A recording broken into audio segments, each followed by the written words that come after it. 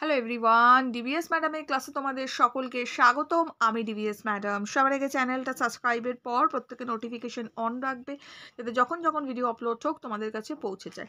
আলোচনার বিষয় আজকে ক্লাস 6 জিওগ্রাফির আমরা একটি স্কুলের প্রশ্নপত্র নিয়ে আলোচনা করছি। তৃতীয় স্কুলটা মডেল পেপার 3। ওকে, তৃতীয় স্কুলের প্রশ্নপত্রটা নিয়ে আলোচনা করছি। ঠিক আছে, এর আগে অনেকগুলো পেপার দিয়েছি, এর আগের পেপারগুলো সব পরপর দিয়েছি, আপলোড হয়েছে। সো প্লেলিস্ট ভিজিট করে দেখে নিও। এখন শুরু করা যাক। ওকে, আর যা যা আমি রেগুলার পড়াগুলো পাঠ্য বই থেকে আলোচনা করেছি সব প্লেলিস্টে আছে, প্লেলিস্ট ভিজিট করে দেখে নিও। পাঠ্য বইয়ের সমস্ত আলোচনা কিন্তু আমাদের কমপ্লিট। দেখো কি বলেছে, ভিডিওটা লাইক করে দিও। বলছে পৃথিবীর চেয়ে সূর্য 13, 10, 5, 3 লক্ষ গুণ বড়। পৃথিবীর থেকে সূর্য কত বড় হবে এটা? 13। আমাকে অপশন কি কি দিয়েছে না? 13, 10, 5। তাহলে আমরা এটা লিখবো কিন্তু 13। জাস্ট আছে, আমরা এটা লিখবো 13। পরের প্রশ্ন বলেছে পৃথিবীর নিরক্ষীয় ব্যাস মেরু ব্যাসের তুলনায় বেশি, কম, সমান কি হবে? না, বেশি হবে। নেক্সট, পরের প্রশ্ন আমাদের দিয়েছে, বলছে আন্তর্জাতিক তারিখ রেখার মান। আন্তর্জাতিক তারিখ রেখার মান 180 ডিগ্রি পূর্ব, 180 ডিগ্রি পশ্চিম, নাকি শুধু 180 ডিগ্রি, নাকি কোনোটিই নয়। আমরা লিখবো হচ্ছে 180 ডিগ্রি। হলো পরের প্রশ্ন। শূন্যস্থান পূরণ কিছু রয়েছে।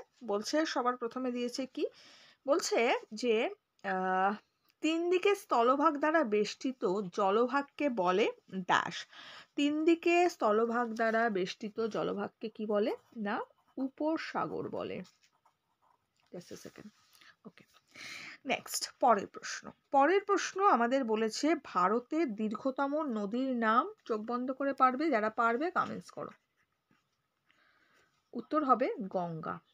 হলো নেক্সট, পরের প্রশ্ন বলছে অনধিক 30টি শব্দে উত্তর দাও। বলছে ভারতের রাজনৈতিক সীমারেখার চারদিকে কি কি রয়েছে। এই আনসারটা আমরা কোথায় পাবো? না, আমাদের রেগুলার বুকটা ওপেন করো। এটা পেজ নম্বর 67, 67 নম্বর পেজে দেখো কি রয়েছে। ভারতের চারদিকে কি কি আছে। বলছে ভারতের রাজনৈতিক মানচিত্রটা দেখো। ভারতের উত্তর পশ্চিমে আছে পাকিস্তান ও আফগানিস্তান, উত্তরে আছে চীন, নেপাল, ভুটান। ভারতের পূর্বের দিকে দেখা যাবে মায়ানমার, বাংলাদেশ ও বঙ্গোপসাগর। পশ্চিমে রয়েছে আরব সাগর, একেবারে দক্ষিণে রয়েছে ভারত মহাসাগর ও শ্রীলঙ্কা। ক্লিয়ার? এটা লিখে দেবে। হলো নেক্সট, পরের প্রশ্ন। এই যে প্রশ্নটা দেখলাম আমরা এর মান হচ্ছে 2 নম্বর, আর আগের যে প্রশ্নগুলো আমরা সলভ করলাম সব 1 নম্বর করে। নেক্সট দেখো দিয়েছে অক্ষরেখা ও দাঘিমা রেখার মধ্যে পার্থক্যগুলো লেখো। দেখো আমরা এইভাবে লিখতে পারি অক্ষরেখা আর দাঘিমা রেখার পার্থক্য। একদিকে লিখবো অক্ষরেখা, একদিকে লিখবো দ্রাঘিমা রেখা। ঠিক আছে, অক্ষরেখার ক্ষেত্রে আমরা কি লিখতে পারি? না, লিখতে পারি অক্ষরেখা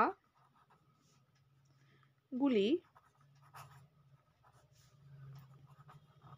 পরস্পর সমান্তরাল। এদিকে লিখতে পারি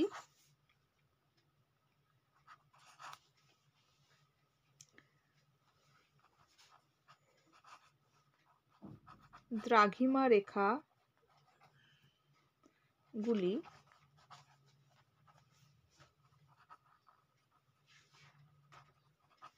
পরস্পর সমান্তরাল নয়। ঠিক আছে, নেক্সট,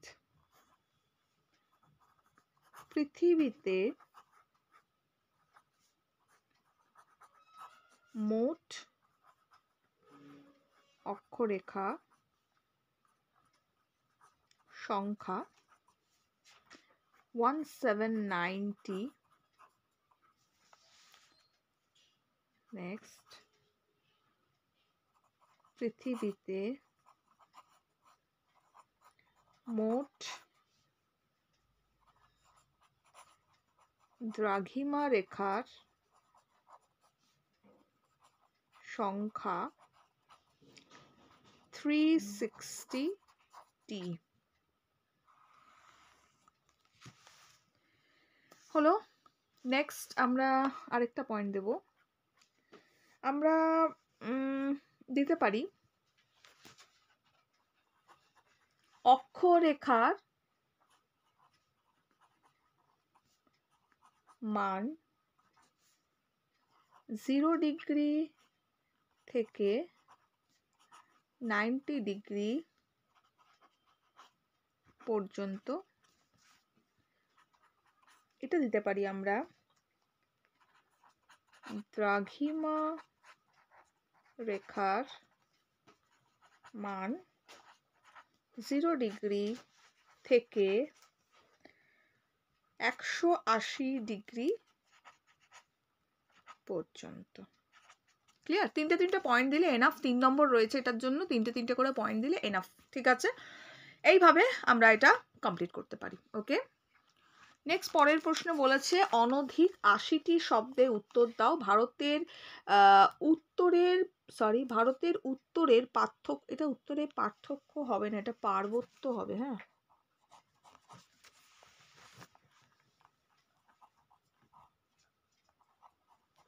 আচ্ছা, ভারতের উত্তরের পার্বত্য অঞ্চল সম্পর্কে সংক্ষেপে লেখো। এটা 5 নম্বর আছে। ঠিক আছে, একটু বড় করে লিখতে হবে। নেক্সট দেখো আমাদের কি বলেছে, এটা তাহলে আমাদের 5 নম্বরের আনসার আমরা কোথায় পাবো? এটা বইটা ওপেন করো, পেজ নম্বর, এটা পেজ নম্বর 71, 71 চলে যাও। 71-এ দেখো উত্তরের পার্বত্য অঞ্চল, দেখেছো? ঠিক এটাকে তুলে দিতে হবে। কি লিখবো? ভারতের একেবারে উত্তরে রয়েছে উত্তরের পার্বত্য অঞ্চল। এই পার্বত্য অঞ্চল ভারতের উত্তর পশ্চিম জম্মু ও কাশ্মীর থেকে শুরু করে উত্তর পূর্ব অরুণাচল প্রদেশ পর্যন্ত ধনুকের আকারে অবস্থান করছে। হিমালয় ও কারাকোরাম হলো এখানকার প্রধান পর্বতশ্রেণী। কারাকোরাম পর্বতের গডউইন অস্টিন, ঠিক আছে, উচ্চতা কত দেওয়া আছে, মনে থাকলে দেবে, না হলে দেবে না, তবে মনে রাখার চেষ্টা করবে কারণ এটা আমাদের শর্ট কোয়েশ্চেন্সে আসে। ওকে, তো ভারতের উচ্চতম পর্বতশৃঙ্গ, যা আবার পৃথিবীর দ্বিতীয় উচ্চতম। উত্তরের পার্বত্য অঞ্চলের অনেক হিমবাহ দেখা যায়, যেমন সিয়াচেন ভারতের দীর্ঘতম হিমবাহ, জেমুও রয়েছে সঙ্গে। এই সকল হিমবাহ থেকে গঙ্গা, সিন্ধু, ব্রহ্মপুত্রের মতো নদ নদীর সৃষ্টি হয়েছে। ঠিক আছে, এই পার্বত্য অঞ্চলের কতগুলো গিরিপথ রয়েছে, কি কি না, বানিহাল 3টে রয়েছে, 2টো মিনিমাম দেবে। ওকে, নাথুলা এগুলো দেবে। নেক্সট বলবো কি, ভারতের উত্তরে পার্বত্য অঞ্চলের সব থেকে উল্লেখযোগ্য পর্বতশ্রেণী হলো হিমালয়। হিমালয় কথার অর্থ হচ্ছে বরফের গৃহ, বেশি ডিসকাশন করতে যাওয়ার দরকার নেই এটা। ওকে, কথার অর্থ বরফের গৃহ।